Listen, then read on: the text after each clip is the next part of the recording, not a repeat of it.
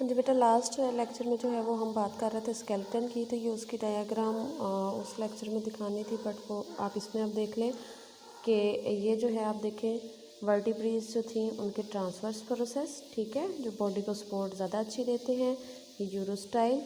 और ये sacral vertebrae जो है वो लास्ट वर्टिब्री है, और एटलस जो है वो इसकी फर्स्ट वर्टिब्री है।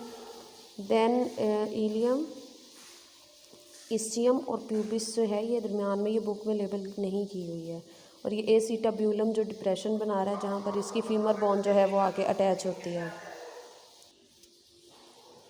अच्छा जी, उसके बाद है कि ये लोकोमोशन करते किस तरह है। तो आपने इसके 3 ऑर्डर्स पढ़े, उन्होंने हर ऑर्डर के अंदर आपको अलग अलग बताई है, ठीक है। सैलामेंडर जो आपको नीचे जो डायग्राम सैलामेंडर्स की दिखाई हुई है, इनके जो है वो आप देखें अपेंडिजेस प्रेजेंट होते हैं, ठीक है। सिसेलियंस के अपेंडिजेस नहीं होते, वो जो वर्म लाइक थे और स्नेक लाइक आप यहाँ आपको दिख रहे थे। तो ये क्या करते हैं, अंडुलेटरी वेव्स, अंडुलेटरी वेव किसी को भी कहते हैं जो थोड़ी सी बलदार, थोड़ी जिग जैग एस शेप जैसी होती है, ठीक है।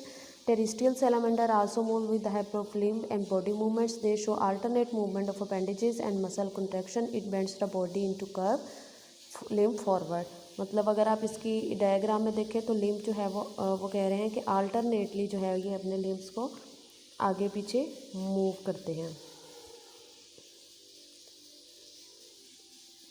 एक तरफ से पहले एक लिम्ब मूव किया है, दूसरी तरफ से किया है, वहाँ से मसल्स की जो है फिर ऑपोजिट साइज़ का मसल जो है वो कॉन्ट्रैक्ट हो रहे हैं, ठीक है, उस साइड के रिलैक्स हो रहे हैं। तो इस तरह एनिमल जो है वो आगे मूव कर रहा है। सिसेलियन जो क्या है एकॉर्डियन लाइक मूवमेंट है। In this case adjacent body parts push और pull forward at the same time. Accordion जो है वो एक म्यूज़िकल इंस्ट्रूमेंट होता है। अगर आपको याद हो, जिस तरह पेपर का फ़ैन बनाते हैं बाज़ दफ़ा फोल्डिंग्स देके, तो एक इंस्ट्रूमेंट होता है जो बिल्कुल उसी तरह के बल की तरह खोल रहे होते हैं साइड से और बंद कर रहे होते हैं, यानी साइड से पकड़ के खोलते हैं तो बिल्कुल जैसे पेपर का फ़ैन बनाते हैं तो उसके बल नहीं होते, इस तरह जो है वो ओपन होता है। तो इसी तरह जो है वो बॉडी को पुश और पुल करते हैं। ए न्यूरॉन्स यानी फ्रॉग वगैरह, लॉन्ग हाइंड लिम्स होते हैं। पेल्विक गिर्डल जो है मॉडिफाइड है जंपिंग के लिए। Dorsal bone of pelvis extend anteriorly attach to the vertebral column. Urostyle extend posteriorly and attaches to the pelvis. अब इनकी जो यूरोस्टाइल है वो लॉन्ग है और पीछे आके अटैच हो रही है। ये चीज़ इनको ज़्यादा इफेक्टिव जो जंपिंग के लिए देते हैं help. Skeletal modification stiffen posterior half of the neuron. हाँ जी, इसके अंदर जो है वो ये बता रहे हैं कि जैसे आपने स्केलेटन की मैंने आपको भी दिखाई हैं चेंजेस। एक यूरोस्टाइल होती है लॉन्ग, पीछे से अटैच कर रही होती है, सपोर्ट दे रही होती है। हाइंड लिम्स जो हैं वो उनके लॉन्ग होते हैं। ये चीज़ उनको ऐसे समझे कि जंप करने के अंदर जो है वो यानी मजबूत बना रही है हाइंड लिम्ब को, तो फिर ये जंपिंग के अंदर हेल्प करते हैं। और जो आगे इनका पेक्टोरल गिर्डल यानी होता है स्कल और वर्टिबल कॉलम में, वहाँ पर इलास्टिक कनेक्टिव टिश्यूज़ मौजूद होते हैं, यानी फ्लेक्सिबिलिटी भी उनके अंदर कुछ ना कुछ मौजूद होगी। तो उसकी वजह से क्या होगा कि वो शॉक एब्जॉर्ब यानी जो झटका आना है ना वो उसको बर्दाश्त करने की सलाहियत रखते हैं। जब जंप करता है तो आपने देखा होगा कि हाइंड लिम्स की तरफ से जो है वो जंप शुरू करता है, ठीक है, वहाँ से उसने फोर्स देनी है, तो वो इतना मजबूत होना चाहिए कि उसको ग्रेविटी के अगेंस्ट हेल्प दे सके और आगे आके अपने अगले आर्म्स पे जो है वो स्टे करता है फर्श पे। तो फिर अगले पेक्टोरल वाले को इतना मजबूत होना चाहिए कि वो वहाँ पर शॉक को एब्जॉर्ब कर सके। हाँ जी, नेक्स्ट टॉपिक है nutrition and digestive system. Types of food, food जो है वो इनकी डाइवर्स होगी। आमतौर पे जो है वो कार्निवोर्स होते हैं, डिफरेंट इंवर्टिब्रेट्स पे भी फीड करते हैं, ठीक है, यानी इंसेक्ट्स वगैरह पे।